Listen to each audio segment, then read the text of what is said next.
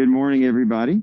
I'm Bill Gupton, Senior Minister here at Heritage Universalist Unitarian Church. It is my pleasure to welcome you to today's all ages worship service under this beautiful sky in this beautiful outdoor setting. Now, we'll be challenged a couple of challenges for the outdoor setting this morning. Of course, there's the traffic, which is always the case, but apparently today there's also a youth football game going on over at Turpin.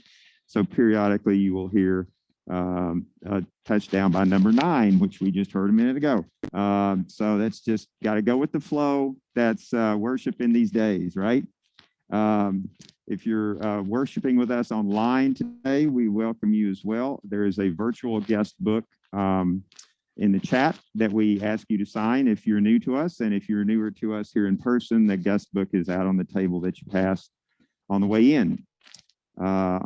If you are here at church and would like to meet one of our board president, actually, Michael Wilhite, there he is. He'll be available to answer questions and talk with people after the service.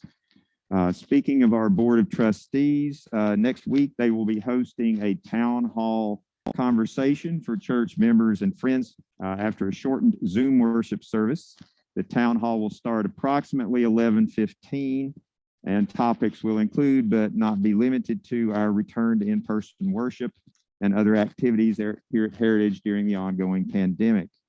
That will all be taking place on Zoom next Sunday as we continue, for now at least, our alternating Sundays, Zoom only and in person.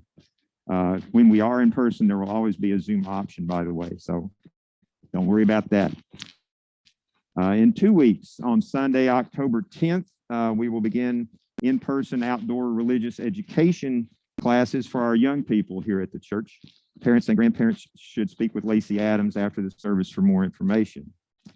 But just a reminder, if you have a joy or a sorrow that you would like to have lifted up this morning, please write that, if you haven't already, in the Joys and Sorrows book, which is out on the entrance table as well. Please write it legibly, because I'm going to have to read it in a few minutes, and they will be brought forward at the appropriate time for our Candles of Community ritual. Please notice the various announcements of upcoming church activities that are printed in your bulletin, including guidelines for in-person worship for those of you who are here with us here at Heritage today. What's not printed there is patience for what you hear in the background. Develop that skill to block that out and focus here. Also, there are a lot of announcements that you'll find in your October heirloom newsletter, which should be in your inbox within a day or 2 days, or piece, whichever it is. 2 days from now, you'll be getting your October heirloom. After the service, those of you who are gathered here are welcome to mingle and chat and reconnect. I know there's a lot of folks who are here for the first time in a while, so it's great to see you all. Let's reconnect after the service. If you are with us on Zoom, there will be a breakout room that you'll be invited to at the end of the service.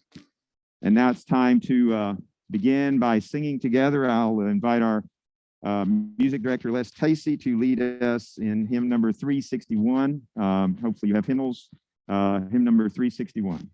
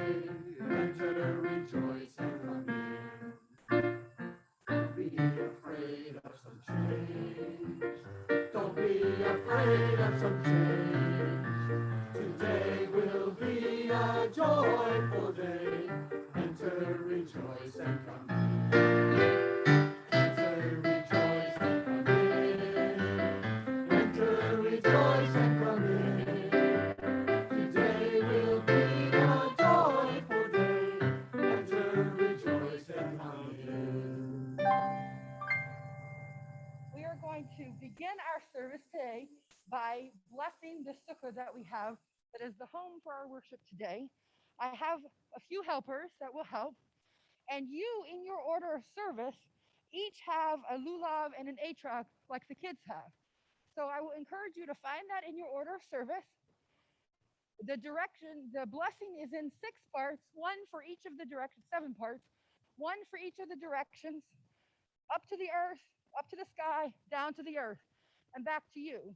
So we will turn, I will read the blessing, and you will shake your lulav and etrog 3 times in each direction, okay? So stand as you are able, and let's face to the east. We believe this to be the east. All right. Ruach, spirit, vision, perspective, the rising light of dawn, opening to the light from beyond. We give thanks for the gift of each new day. We give thanks for the gifts of insight and perspective. Shake it. 1, 2. South. We turn this way. South. South. Here.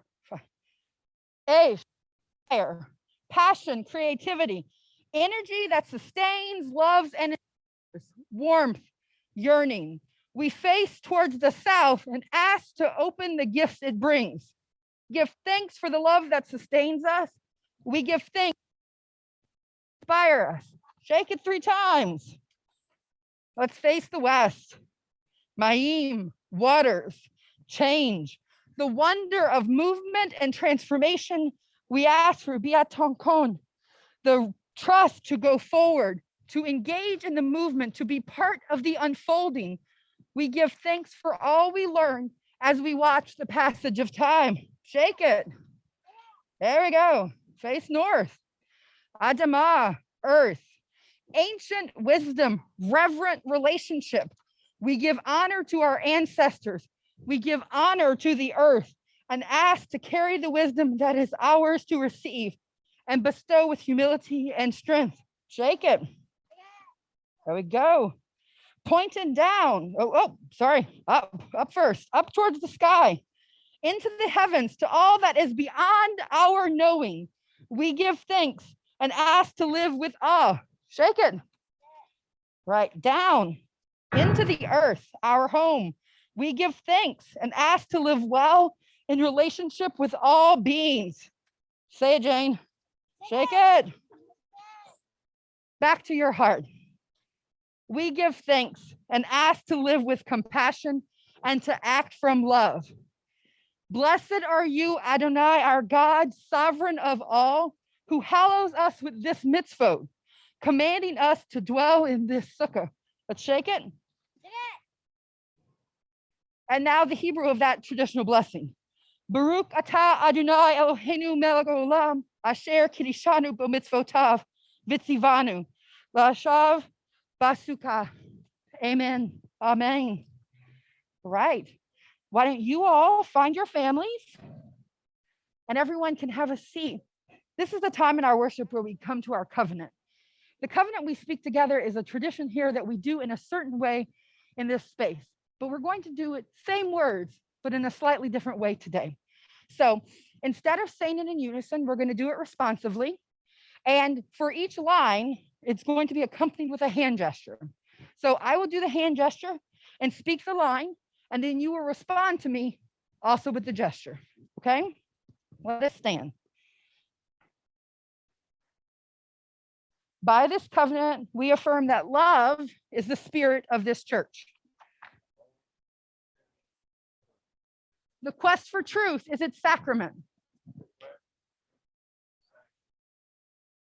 And service is its prayer. To dwell together in peace.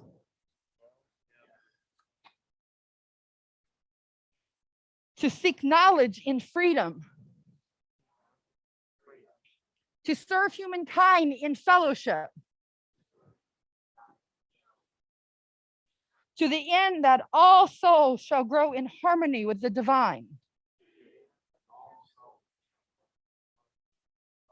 Thus we covenant to each other and God. Thank you.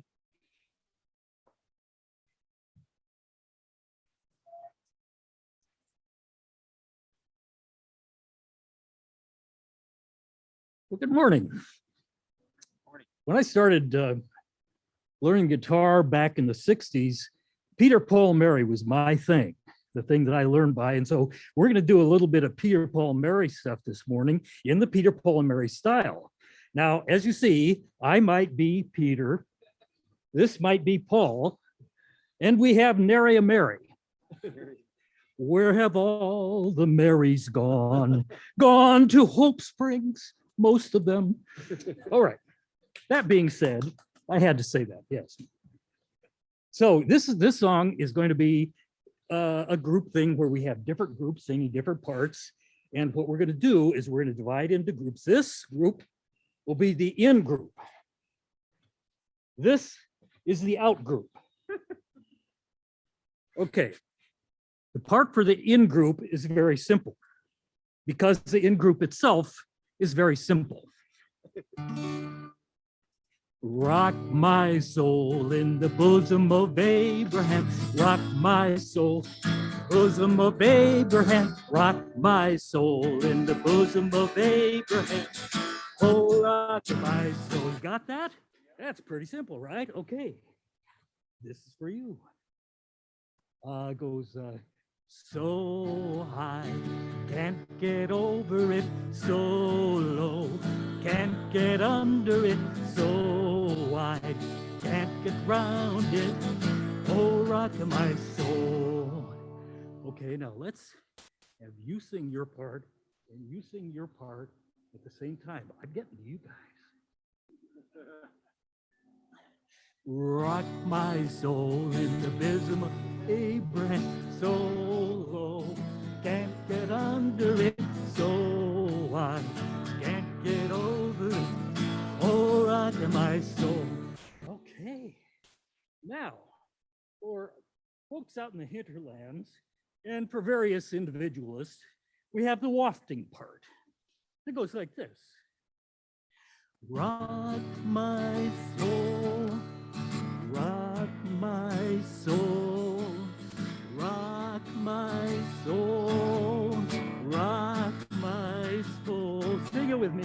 Rock my soul, rock my soul, rock my soul, rock my soul. Think we can all put this together now? 3 parts? Okay, let's do it now.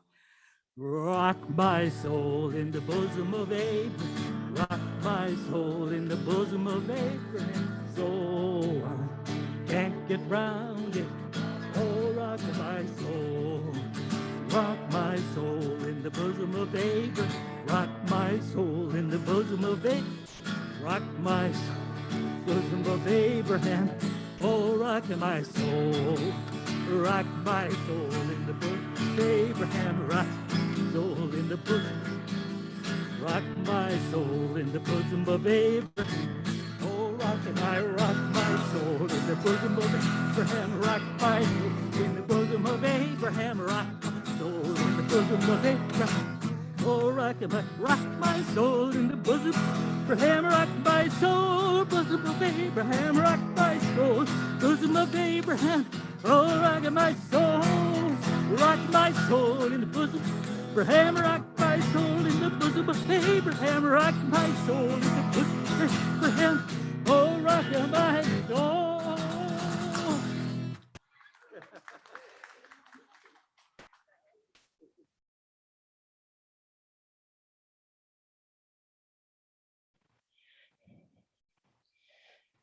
Doug and Les, thank you so much for that.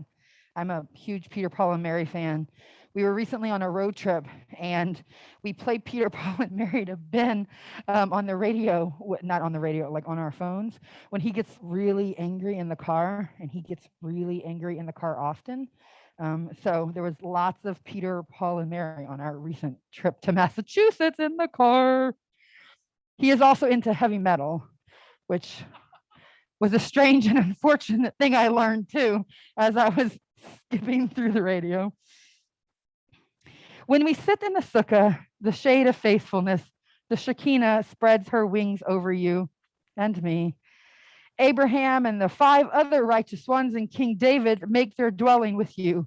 Thus you should rejoice with the shining countenance of each and every day of the festival together with these guests who lodge with you. These are the words that describe one Sukkot custom that has become popular since the Middle Ages, based upon the mystical text known as the Zohar, which is what we just heard.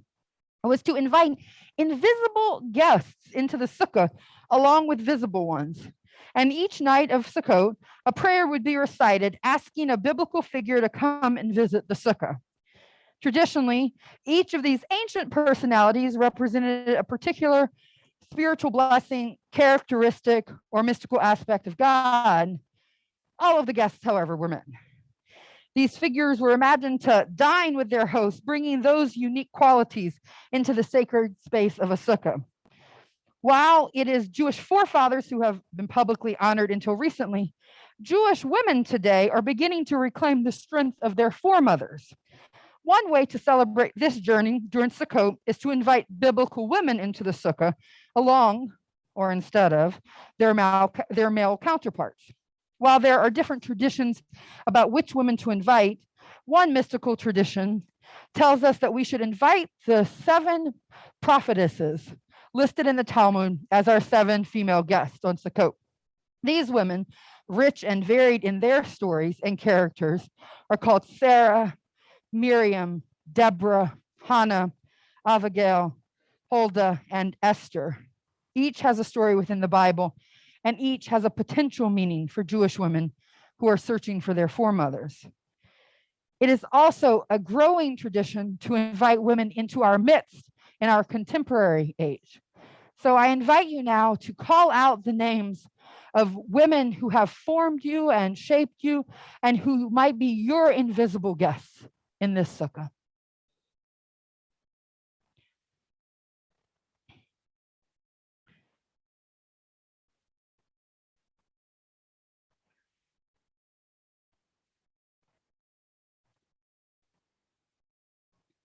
We invite these women into our sukkah as well.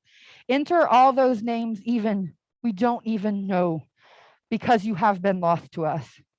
We are ready to fulfill the ancient words which call us still, to dwell in booths for 7 days. All that are the Israelites shall dwell in booths, in order that all generations may know that I have made the children of Abraham and Israel dwell in booths when I brought them out of the land of narrow places. As we welcome you today to this sukkah, may we soon welcome into our community all women who have voices and visions and leadership much needed in our communities. May we all take our place as guests from on high. Our reading today will actually feature one of those Jewish women that my wife and I hold most dear, and the anniversary of whose death has recently passed in the last few weeks. Pray with me before we hear that reading. We don't invite guests into the sukkah to be polite. No, we do it because radical belonging necessitates a world where we break down every door that hinders the work of creation, to replace aloneness with the presence of love, a fighting love for every person left behind. We invite in our ancestors into our present dwellings, into our very lives, because the world as it is cannot be separated from the world that has been and the world that will be someday. A rock for every age, a pebble in our pocket. We are weary, uncertain, but behold the glory of this strengthening. The world that can still be a home. Remember, none of us is ever truly alone, and we have the power. Amen.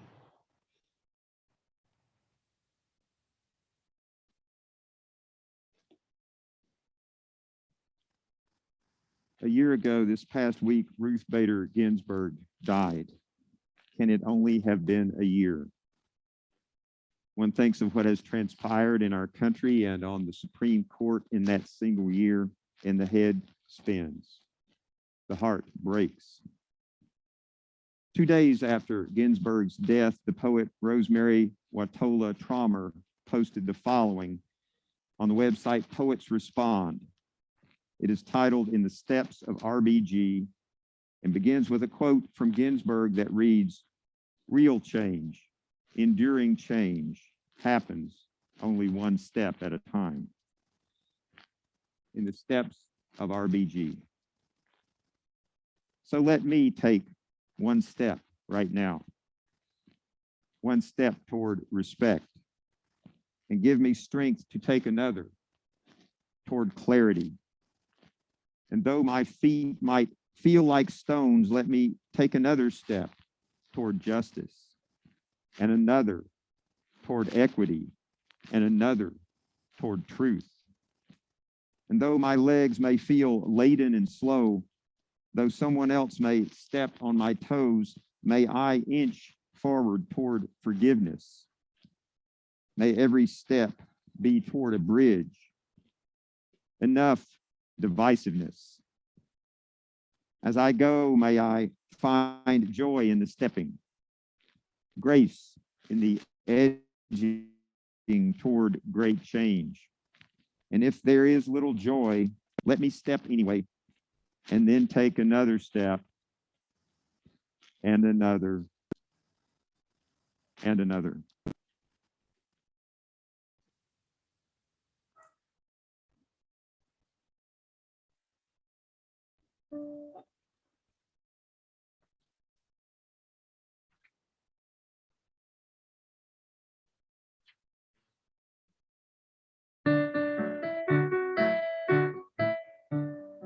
I thank the earth for feeding my body.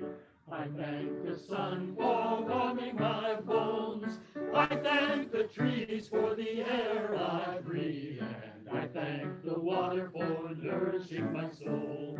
I thank the earth for feeding my body. I thank the sun for warming my bones.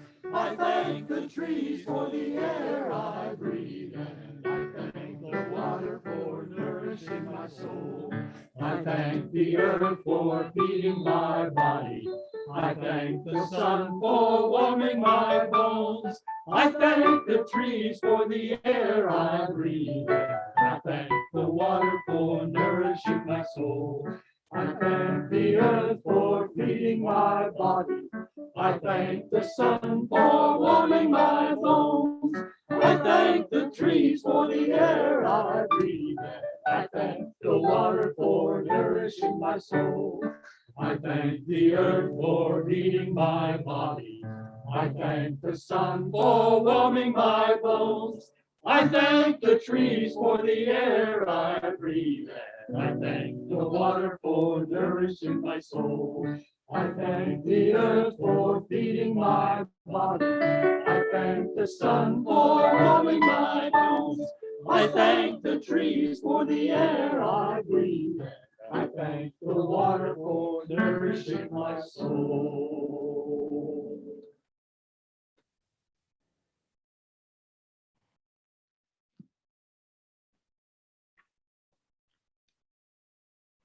Good morning.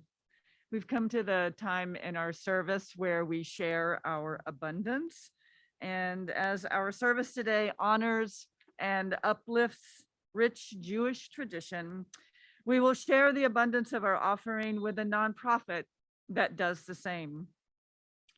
HIAS has a mission to provide vital services to refugees and asylum seekers around the world and advocates for their fundamental rights so they can rebuild their lives. HIAS, H-I-A-S, is an acronym for the original name, Hebrew Immigrant Aid Society, which was founded in 1881 to support Jews arriving in New York City after fleeing persecution in Eastern Europe. The founders were guided by the traditions and texts of the Jewish people. Their work continues to aid Jewish refugees around the world, but has grown to include clients of diverse faiths, ethnicities, backgrounds, and across several countries. Based on the values taken from the Torah, such as welcoming the stranger, pursuing justice, acting with courage, and remaining resilient.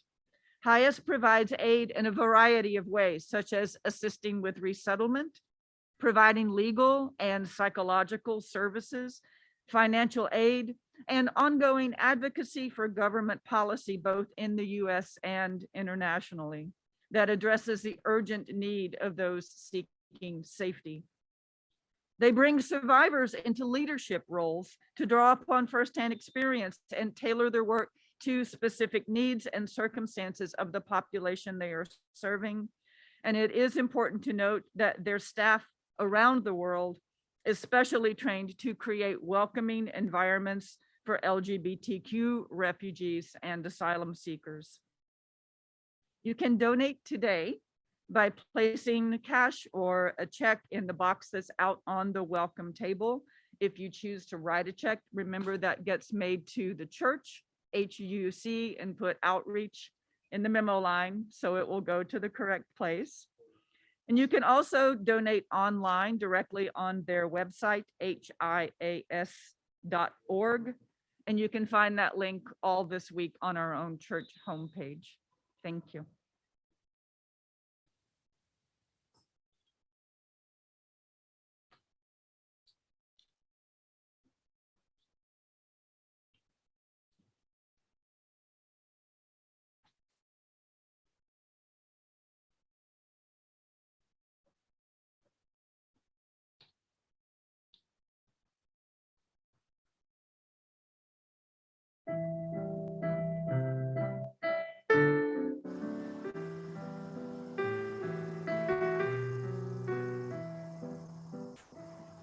How goodly it is and how pleasant for brethren to dwell together. How goodly it is and how pleasant for brethren to dwell together. Goodly, pleasant, brethren in peace together. How goodly it is and how pleasant for brethren to dwell together. Ane matovu manaim, shelech achim gam yachad. Ine matovu manaim, shelech achim Right. gam Even wiggle your toes yachad. so that you might feel everything from the earth into the sky. Now, with your mask on, I want you to stretch your jaw, massage it right here if it's a little tight, and yawn at least a few times to loosen your mouth and relax the muscles in your jaw. When you feel like you have sufficiently stretched yourself out, you can stand if you would like to do this, or you can sit. The next segment of our meditation will last, 3 to 5 minutes, depending on how our laughter is. So please know that that's the length of time that you want to be in your position. So if sitting for that amount of time is better, sit. If standing is better, then stand. Okay. Now, we're going to laugh. We're going to do this for about 3 to 5 minutes. I will call us back together. So at some point in time, I will lower my hands as an indication that we should conclude our laughter. And at that point in time, we will move into moments of silence, approximately a minute. And during that silence and stillness, you are encouraged to be mindful about what has come up in you, how this laughter has made you feel. How does your body feel? How do you feel emotionally? How have these emotions presented themselves to you? And what thoughts might be arising? Okay. Start by smiling. I know it's under a mask. And then try to laugh without much effort. A chuckle will suffice. You're going to move into a deep belly laugh. Fake it if you have to. It will become a true laugh. Let's laugh together for a few minutes.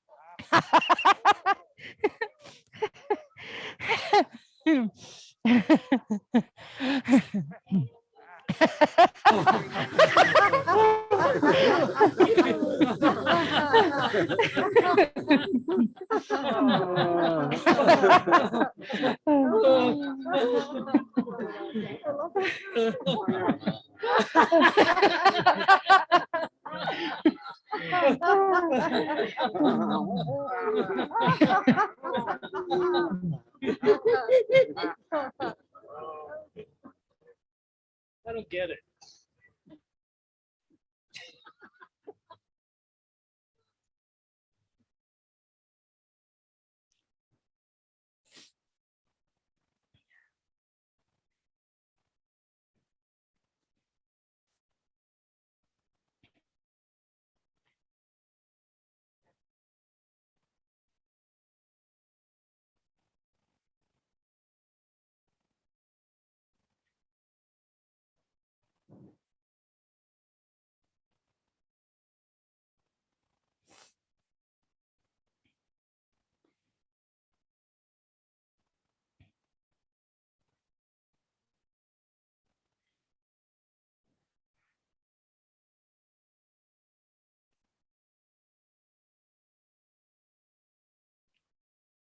Let's be seated.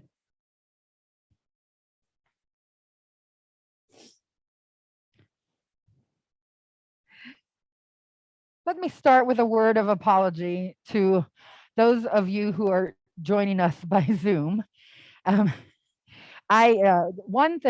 one instruction that Reverend Bill gave me this morning when I first spoke is that I should remember to introduce myself so that those folks who are on Zoom would know who was speaking. And it is the one thing I forgot to do. So my apologies. My name is Laci Lee Adams. I am the Director of Lifespan Faith Development here at Heritage. That is a job I started in August. So many of you may only vaguely know me. So if we have not yet met, hello. So that is the introduction of me. My journey to end up here is a sort of a strange and twisted one, which might be true for sort of many of us. We might all say that about how we have ended up in a space or a place. But I grew up Roman Catholic, if you could believe that, in Bayou Country, Louisiana. If you know anything about Cajuns or Bayou Country, Louisiana, the fact that I was Catholic would not be surprising at all, because Cajuns are almost exclusively Roman Catholic, to the point that when I grew up in school on Fridays, most of the year, they served fried catfish because during Lent, Catholics do not eat meat on Fridays. So my public school made sure to accommodate the pervasive Catholic identity of the place where I lived. That is not to say that everyone is a practicing Catholic, but it is to say that Roman Catholicism is structuring of the culture in which I was raised. My father, even, who was not Catholic at all, when he married my mother, had to promise that he would raise my sister and I Catholic so that they would let them get married, which he did, even though for my father, he finds God in nature. So, but he was like, well, okay, why not? And so I grew up Roman Catholic, and I found myself in an attempt to avoid Jane Eyre, a novel which I think might be the worst novel ever written in human history. I began attending a Methodist church. That is to say, my neighbor was Methodist, and she often invited me to church. And I was like, oh no, I am not going to church. I have no interest in that. And she kept asking. And one Saturday, she came to my house and she said, would you like to go to church tomorrow? And I looked down at Jane Eyre, and I looked at her. I looked back at Jane Eyre, which I was trying to finish my book report on because school was about to start. I looked at her and I said, sure, that sounds like a fabulous idea, because it seemed like nothing could be worse than Jane Eyre. So I found myself in a Methodist church. Now, the journey from Methodism, my journey out of Methodism, is maybe a story for another day, but it is worth saying that as a queer person, I could not be ordained. I was seeking ministry in the Methodist church, and I could not be ordained. And so that eventually led to me leaving the Methodist church.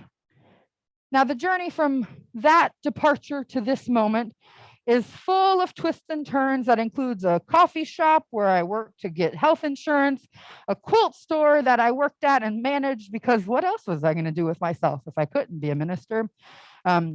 A multicultural center at Georgia State University when I was living in Atlanta, and finally to a UU church in Brookline, because they specifically wanted to hire a religious educator who had social justice and racial justice background, which I did. And so I was that sort of a strange and exciting possibility. And they took a risk on me because I was Methodist and not a Unitarian. And so I said, well, okay, let's do this together. And in that moment and in that community, I found myself deeply connected to Unitarian Universalism, and particularly to that part of my identity as a religious educator. And so I found myself in a strange place, which in seminary I swore I would never be. All of this is to say about me is that the thread, though, that connects all of these spaces, places, and moments is a way of feeling at and being connected to home and family, my own family of origin, and the larger question of making a spiritual home.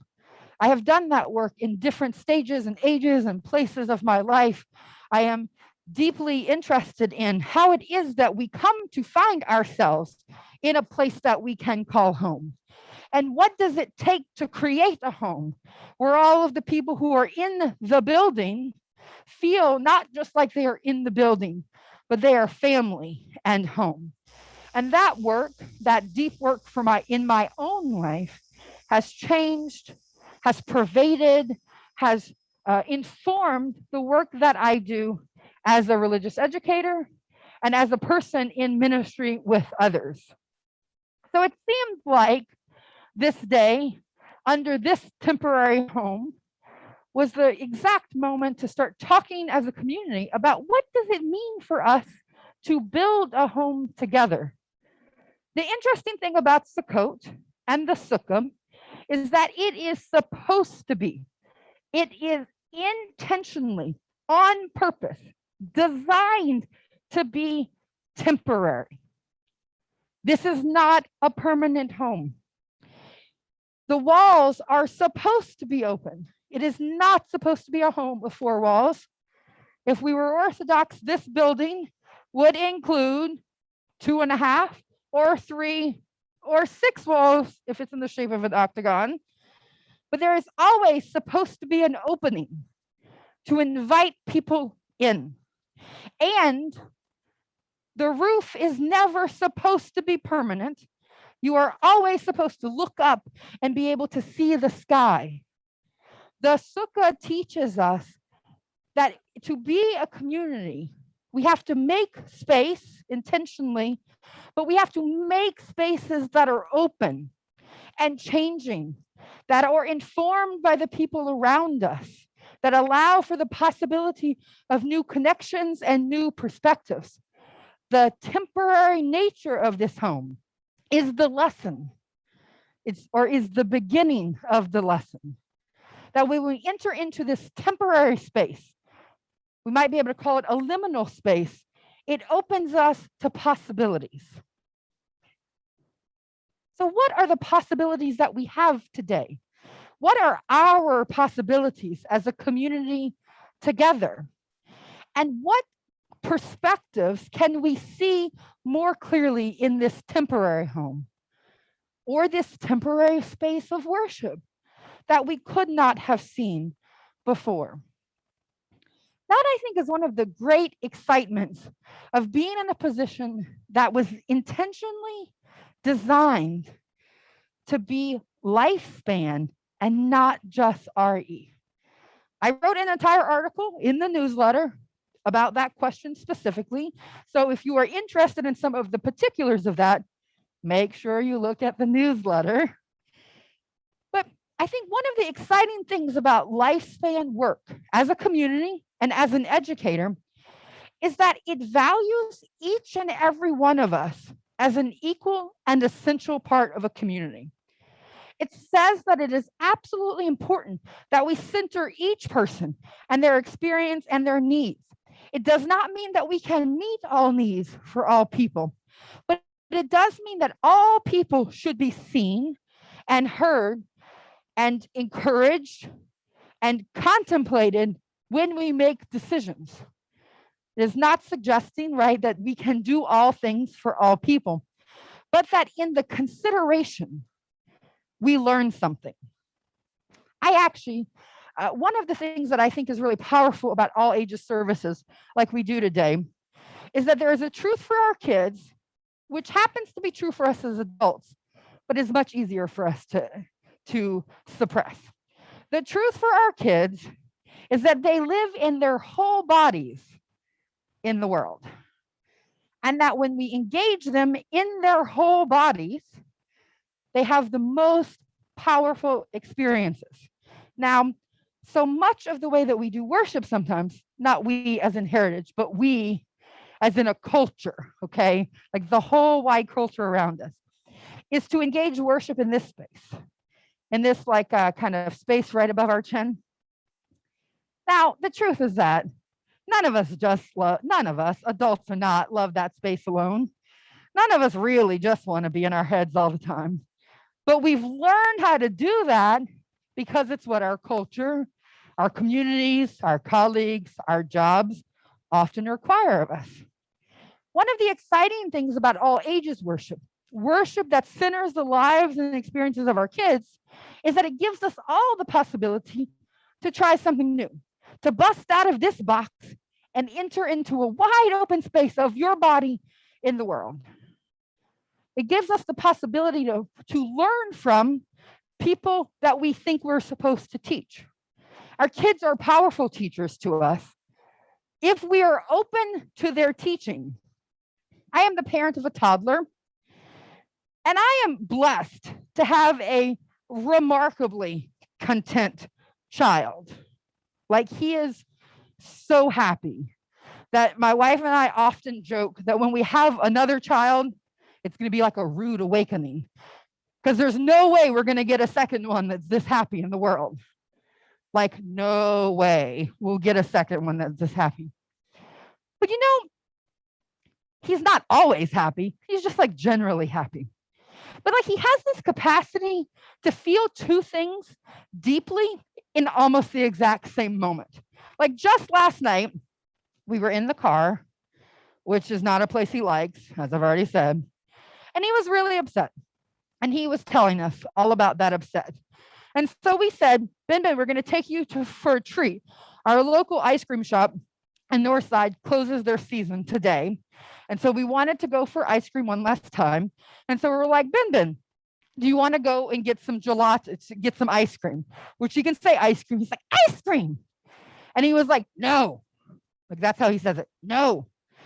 And then he cried. And we're like, Ben, don't you want ice cream? No. Okay. And so then he got no in his mind. And then he was fixated on telling me no. So like, there's like this little tirade of no's and crying in the back seat. And I was like, this is horrible. This is so bad. We're never going to make it to ice cream. Well, then we get to ice cream at Dojo, which you can also say, Dojo. And we get there and we're like, look, Benny, it's Dojo. And he's like, Dojo, ice cream. He's like, yes. So it's like he has this capacity in this like tiny, compact body to be like absurdly, pervasively angry and upset and expressive of it, and to be open to something exciting and also express it. We as adults sometimes it's hard for us to experience two things at the same time. It feels like conflicting to us. We don't like being in a paradox. But children live in paradox all the time. So they have the possibility to teach us something. And we, by our lives and example, not by the lessons we teach them, have tons to teach them as well. How we talk to our kids, how we talk to each other in front of our kids, teaches them about how we value each other. What we do and when we do it and how we gather teaches them. So teaching is not just about lessons that we teach folks, it's about relationships that we have.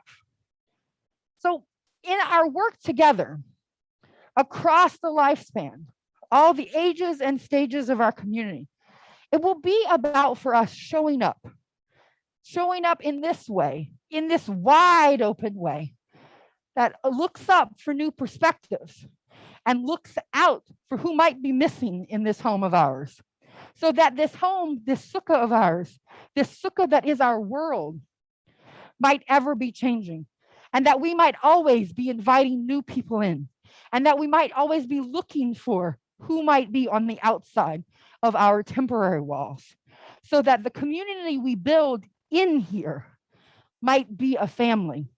And that family helps us to cultivate joy and laughter. But that joy lets us mend our broken world. What we do here creates capacity and capability and resilience for how we are in the rest of the world. In your order of service, there are also some paper chains. At the end of our service, you are invited to, there are a couple of them, so you can like take one home and use it as a prompt to talk about in your family. But there are also other paper chains.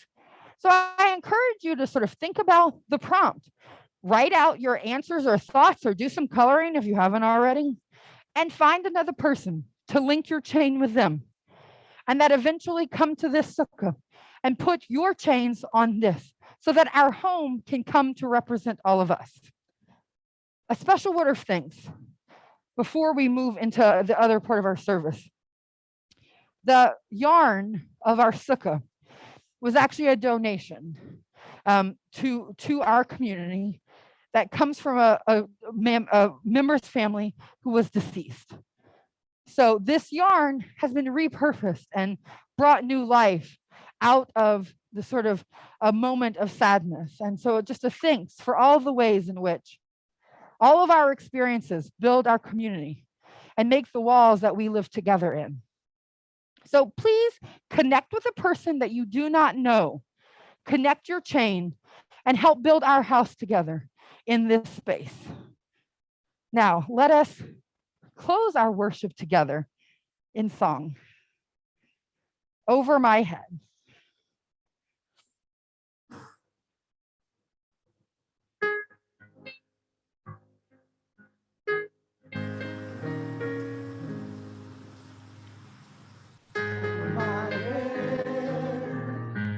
Music in the air, over my head.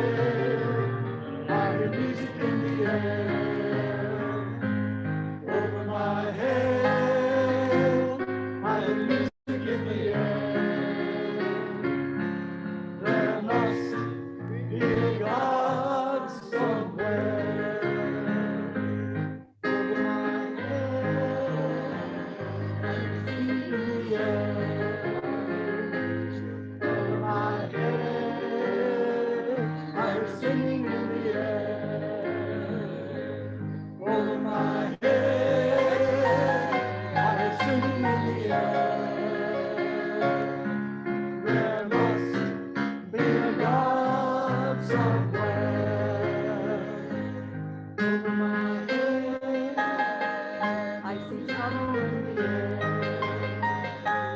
Over my head, I see trouble in the air.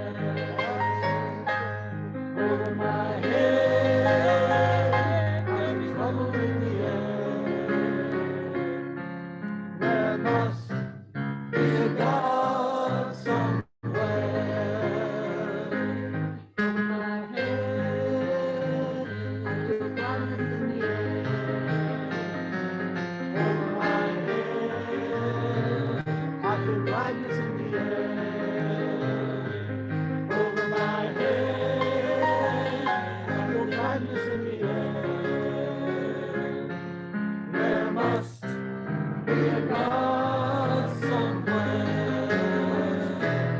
Over my head, I see angels in the air.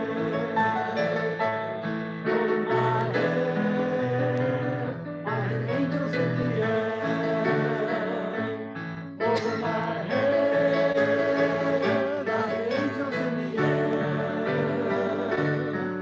There must be a God somewhere. May the spirit of life that each of us possesses flow from one to another. May it stay with us and bring us peace and harmony until we meet again. Amen.